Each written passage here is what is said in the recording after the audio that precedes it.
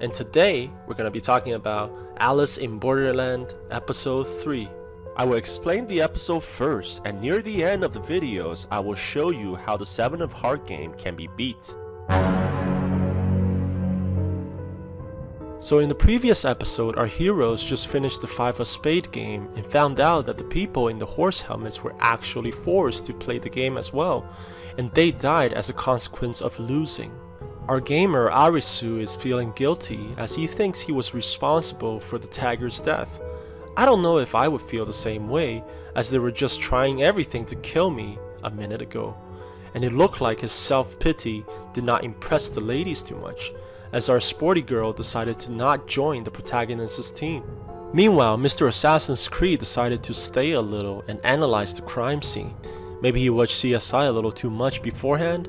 Joking aside though, it turned out to be a good idea, as he discovers in the pocket of the dead shooter a drawing that I can only say looks like a dog my 3-year-old cousin would draw.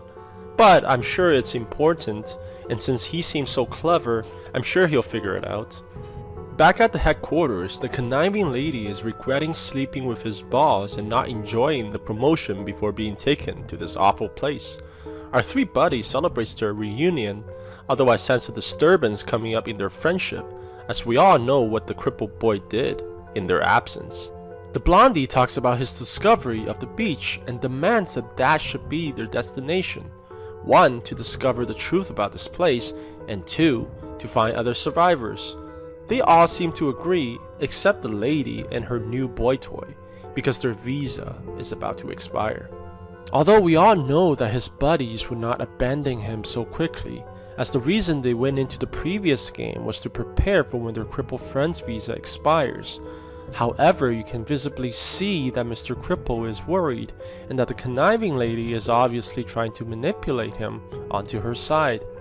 Sometimes I think that conflicts can be avoided so easily in films only if they had better communication skills.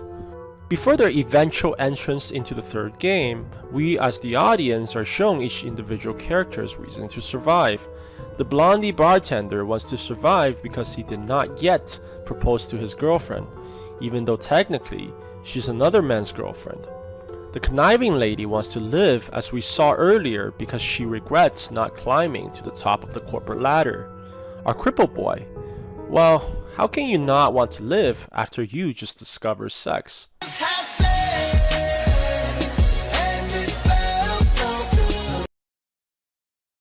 The only person missing is our main character. He seems to be drowned in guilt as he thinks that he survived because others died. This you'll later see plays an important role in this episode and in his character's development as a whole. When they arrive at the game location, which looks like a greenhouse, I knew something was wrong, since there were no other players in the game except for our 4 characters. At this point, I would be very hesitant to progress if I see no one else, since I fear that it may result in competition. Well, in this case, murder among friends. The first thing they were instructed to do was to put on the 4 collars, which from the experience of the previous game, I would have a very bad feeling in my stomach at this point, but they put it on regardless. The game is simple. Only one player is the wolf, while all other players are sheeps. When the timer stops, all collars of the sheeps explode, while the wolf remains intact. The wolf's status can be passed on to another player by eye contact. Strangely, the game maintains that the sheeps should hide from the wolves, while the rules propel the exact opposite. At last, my gut feeling proved to be an accurate forecast, as the game forces a zero-sum situation where one's victory relies on the other's demise, or so that is what it seems to be. We must remember that this is a hard game, and hard games uses the will of survival from individuals to ironically defeat them. Of course, this is easier said than done, especially when we are sitting behind computer screens. A side note is that our protagonists were given a wide variety of tools, ranging from crowbars to screwdrivers. In my opinion, this is an important piece of the puzzle. We'll talk about possible ways of actually having everyone survive this game, since I'm a strong believer that this game is beatable. Think about it. If it was simply a game that requires you to kill everyone in order to win, it would not be a hard but rather a spade game. After figuring out how the wolf identity is transferred, the conniving lady tricks all to look at her, which results in her getting the wolf. Of course, she then runs away, dooming everyone else.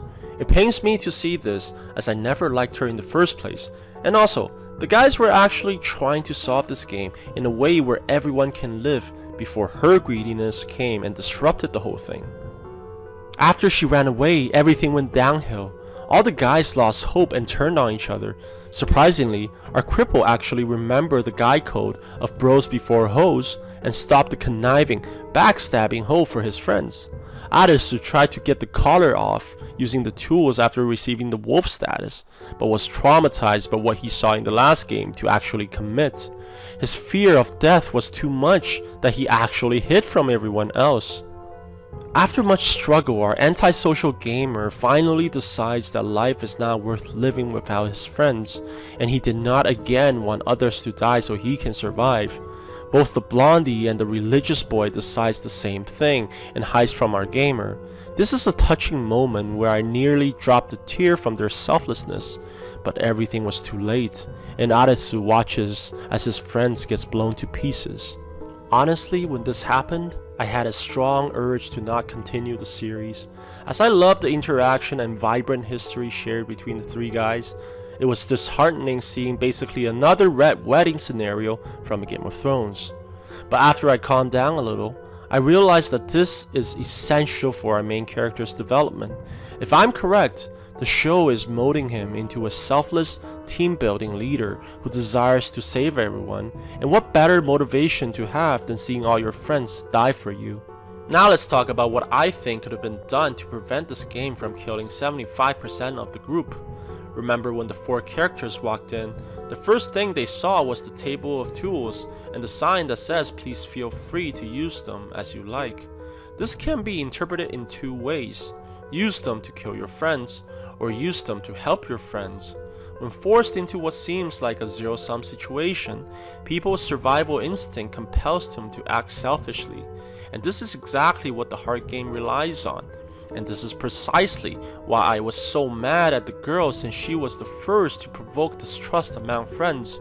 There were some theories in the internet which suggest that they can use mirrors to transfer the wolf status without losing it, but I am skeptical, since in the anime, it requires you to wait 3 seconds before the status transfer can occur again.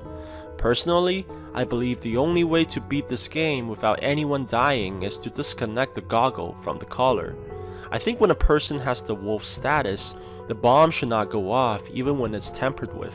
However, the wires are all located behind the person's head, making it very difficult to operate on by oneself.